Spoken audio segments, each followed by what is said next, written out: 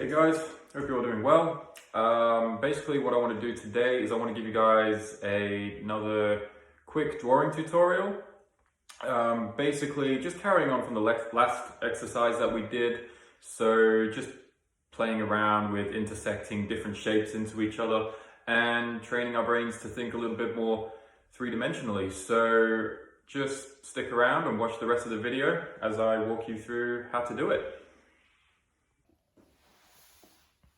Okay, so still working with the hexagonal prism, except this time we're actually going to wedge a ball into the prism. So it's a little bit different than the cone. The theory is similar, but it's a little bit different. So what you're going to do is you're going to start by drawing your hexagonal prism. So you could start like how we did it last time. I think I'll show you a different way to do it. So for this one, what I'm going to do, I'm going to start by constructing a square in perspective.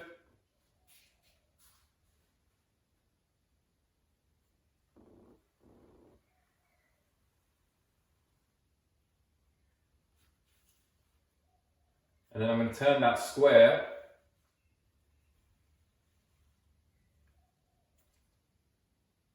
into a rectangular prism. And it doesn't have to be square exactly, all right? So don't worry about the technicalities of it. This is meant to be just a sketch. So you don't really want to take too long doing this. It's more of a technical kind of sketch, so you can expect to spend a little bit of time on it, but generally, you really want to kind of get this done in a timely manner.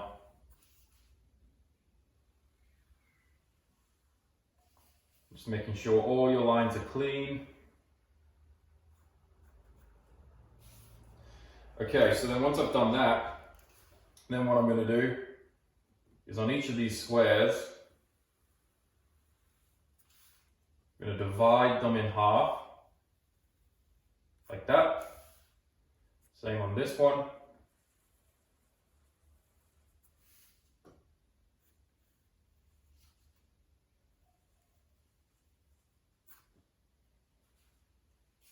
And once I've got that, I'm going to draw a line through the center to the edges. Do the same on this plane here, through the center to the edge there and there. And then I just connect those edges like that, and like this one here.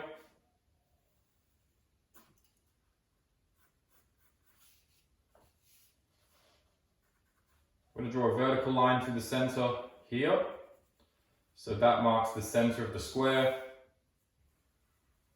Same back here. Join those together.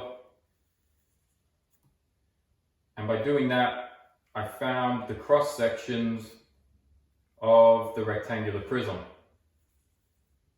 Like that. So then what I want to do on that vertical line, I want to just sort of place a mark on it just under the top of the square. And I'm going to do the same below, on the other side. Same again back here, and back here. So this is how I'm going to construct my rectangular prism. And then what I'm going to do, from the center to the edge, I'm going to divide that distance in half on both sides. So you should have 4 equal parts, right? They're not perfectly equal because it is traveling back in perspective, so you just need to take that into account. But generally, they're more or less equal. And then what you're going to do is you're going to extend just very lightly vertical lines through those points. And then that top edge travels to those vertical lines and the bottom edge here. And this is what's going to construct the hexagon. So this is a slightly more technical way of doing it than we did last time.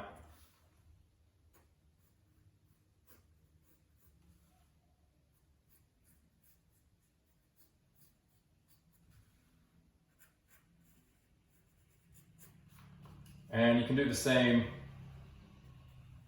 back here as well.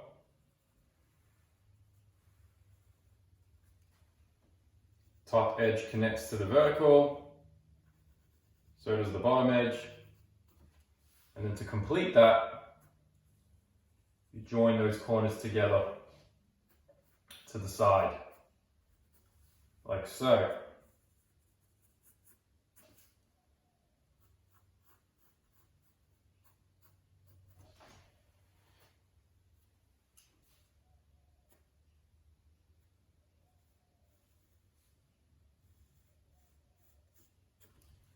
And then from there, what you want to do is you just want to connect all of those corners together to create the hexagonal prism.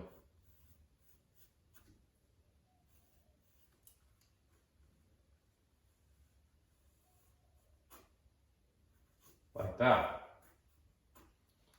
Okay? So that's easy peasy. Just go ahead and darken all the lines so that the shape comes out a bit better. And now what we're going to do is we're going to place a circle pretty much anywhere you want. So in this example, I'm going to place one probably about here. So this is the vertical core. Here's the top edge of the circle. Bottom edge could probably go there. And then I'm going to divide that distance in half. And then through that distance, I extend a horizontal line. So this is the horizontal core of the sphere.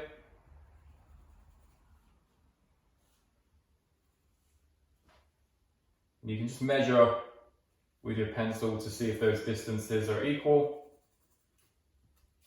And once you have that, you can just go ahead and draw your circle. Just sketching it in. And it doesn't have to be perfect. Remember, this is meant to be a fairly quick drawing. Not too quick, but quick enough. You still want to take your time and think about the construction of things here and there. Okay, so there's the ball. And then what I'm going to do is I'm going to decide where that ball wedges into the top plane of the hexagonal prism. So if I just do a quick little demonstration here, just above it, you can section a circle horizontally like this, and it'll have horizontal rings moving up.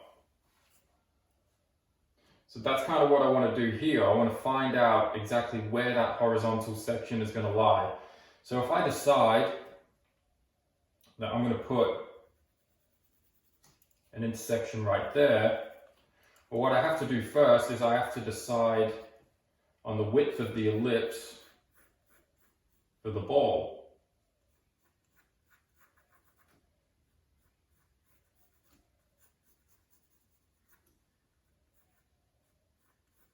So that's the horizontal section where the ball splits in half.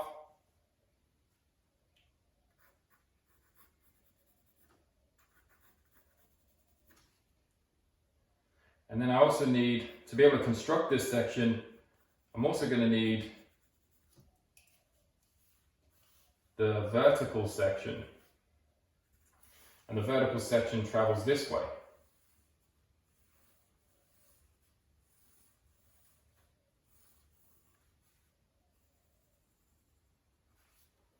Okay.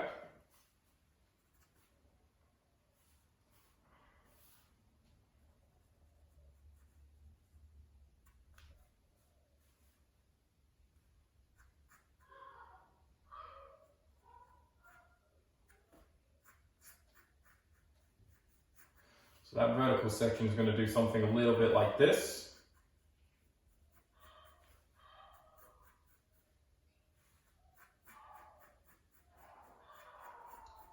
And I'm just going to darken the front part of that section.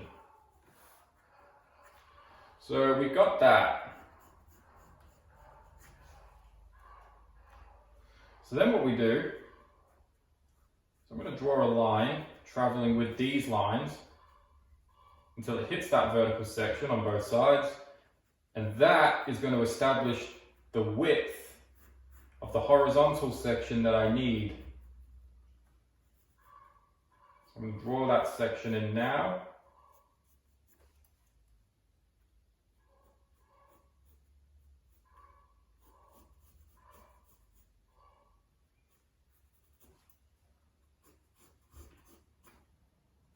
And that is exactly how the prism wedges into the ball.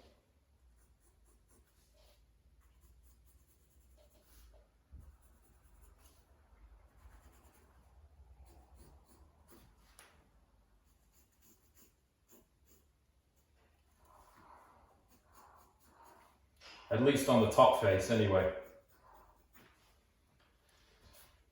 Okay, so with that in mind, now I'm just going to draw another line crossing that section going this way. So that line travels with these ones, right? And I'm having a look at where that line hits the edge of the hexagonal prism right there. And this is where the hexagon begins to slope downwards, right? So it goes this way. So, to draw this part, I need to draw that angle through the ball, like that. I've got an intersection here, and I got one back here. And I can see that it hits tangent there, and tangent up there. So I can actually go ahead and construct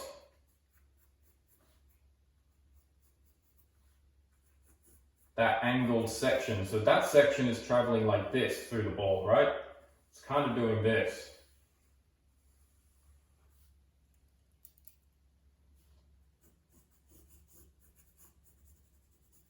And again, I take a much more detailed approach in the drawing course. Like if you're kind of struggling understanding some more of the technicalities of this kind of stuff, then I do have an entire drawing course dedicated to this type of learning, where these concepts are explained in greater detail. But this is a pretty good example of how you can think about wedging shapes together in order to create new shapes. And it's a very powerful tool because, you know, if you can draw this stuff well, then you're pretty well equipped to be able to tackle most kinds of subjects, whether it's human anatomy or architecture, still life, you know, whatever. The goal of these exercises is to really get you understanding the mechanics of drawing.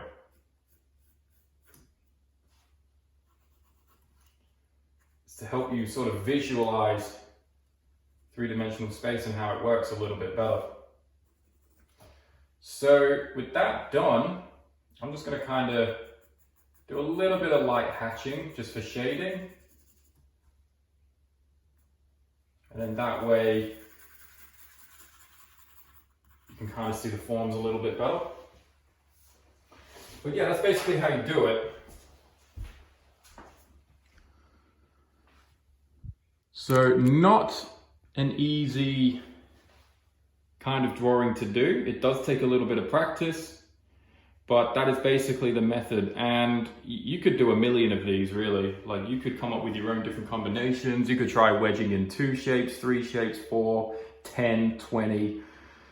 You know, the list goes on. But I'm going to continue doing more of these quick demonstrations, so definitely stay tuned for those.